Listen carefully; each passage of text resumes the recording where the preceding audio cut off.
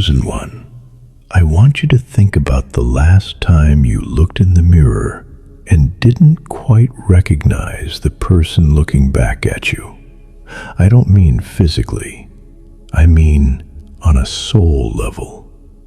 You looked into your own eyes and felt a strange, lingering sense of homesickness for a place you have never been.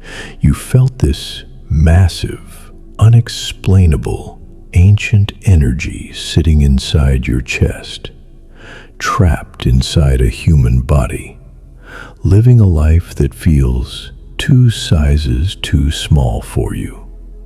Your entire life, you have felt like a stranger in your own family, a tourist on your own planet. You have always had this quiet, terrifying suspicion that you are meant for something so massive that your logical brain cannot even comprehend it. I need you to stop whatever you are doing right now and listen to my voice. You are not crazy. You do not have a superiority complex. You are experiencing the final stages of the veil lifting. Today, we are going to decode the spiritual amnesia.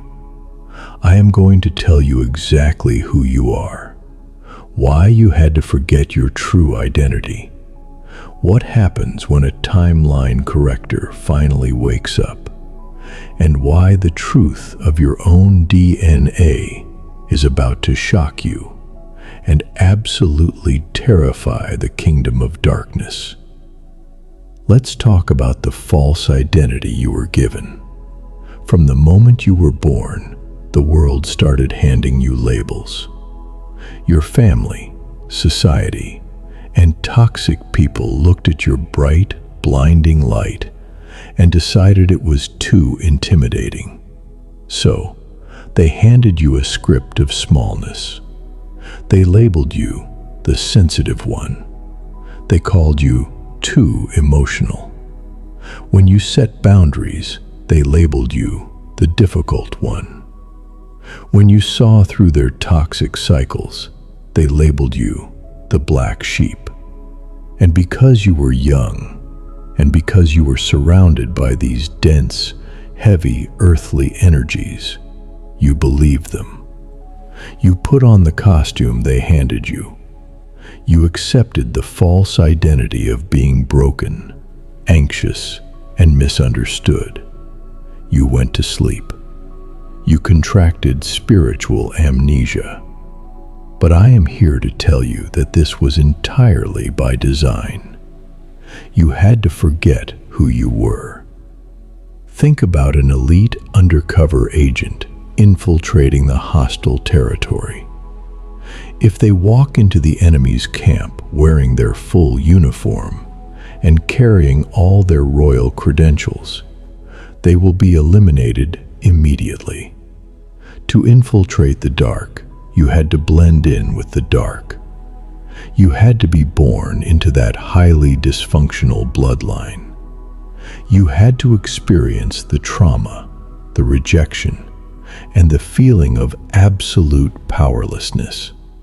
If you didn't experience the sickness of your generational line firsthand, you wouldn't possess the exact spiritual antibodies required to cure it. You had to think you were a peasant so you could survive the wilderness. But the wilderness season is over. The undercover mission is complete, and your alarm clock is currently going off in the spiritual realm. So, who are you, really?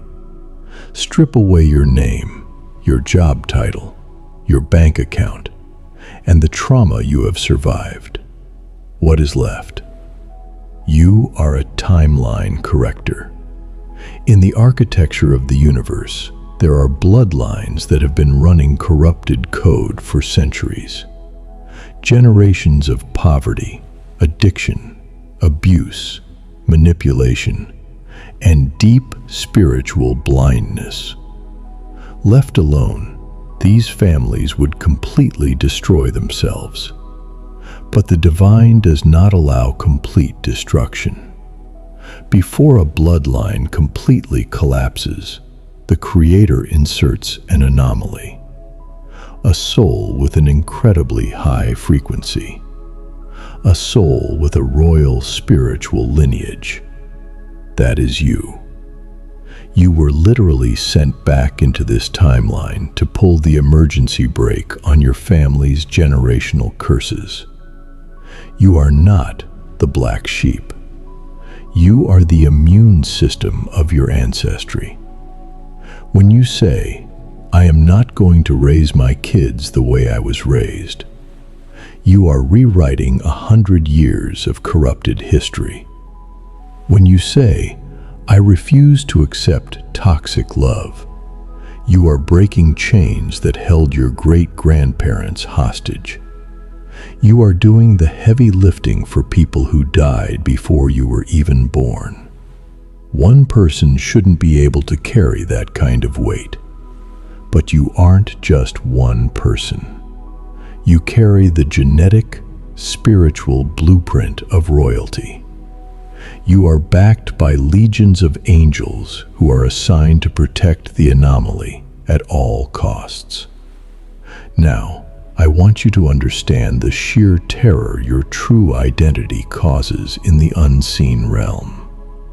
The narcissists, the energy vampires, and the toxic gatekeepers who tried to break you did not attack you because you were weak.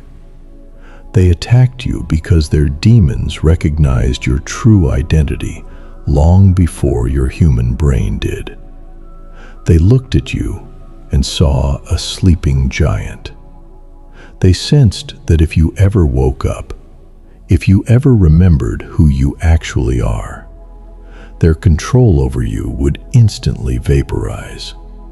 So they tried to keep you in survival mode. They tried to keep you distracted by drama, drained by financial stress, and paralyzed by self-doubt. They tried to make you believe you were just a traumatized, fragile human being. But the amnesia is wearing off. You are waking up, and the matrix around you is starting to glitch. Have you noticed how your tolerance for low vibrational behavior has suddenly dropped to absolute zero? Things you used to cry over now just bore you. People who used to intimidate you now look like emotional toddlers throwing tantrums. You are no longer triggered by their games. You are just observing them with quiet, royal detachment. That is the true you coming online. That is the timeline corrector activating. As you step into this true identity, I have two very specific divine instructions for you. Rule number 1. Stop apologizing for your sheer magnitude. You have spent your entire life shrinking so that you wouldn't make ordinary people feel uncomfortable. You dimmed your light so you wouldn't blind them. You dumbed down your spiritual wisdom so you wouldn't sound crazy. The days of apologizing for your power are over. A lion does not apologize to the sheep for being a lion. Your massive, intimidating presence is not a flaw. It is a requirement for the mission you were given. Let them be intimidated. Let them be confused. You were not sent here to be easily digested by small minds. Rule number 2. Release the false labels into the fire. The people who called you broken or too much were looking at a masterpiece through dirty glasses. Do not carry their dirt into your promised land. You must officially shed the identity of the victim. You are not a victim of your past. You are the undisputed conqueror of it. You walked through the absolute fires of hell wearing a gasoline suit, and you came out smelling like roses. That is not victimhood. That is divinity. Your true identity is going to shock the people who thought they had you figured out. They are going to watch you step into rooms of massive wealth, unshakable peace, and untouchable authority. And they are going to wonder how the broken person they used to know suddenly became a literal king or queen in the spiritual realm. They won't understand that you didn't become someone new. You just finally remembered who you always were. If you can feel the absolute, terrifying, magnificent weight of this truth settling into your bones right now, if you feel your spine straightening and the amnesia finally lifting, then your soul is confirming your identity. I want you to anchor this massive awakening today. Hit the subscribe button and join the most elite, highly favored, and spiritually awake family of cycle breakers on the internet. We do not shrink here. Go down to the comments right now. Take the deepest, most sovereign breath of your life and type this exact declaration into the universe. My amnesia is gone. My power is awake. And I know exactly who I am. Welcome back, chosen one. The world is yours. I will see you in the next one.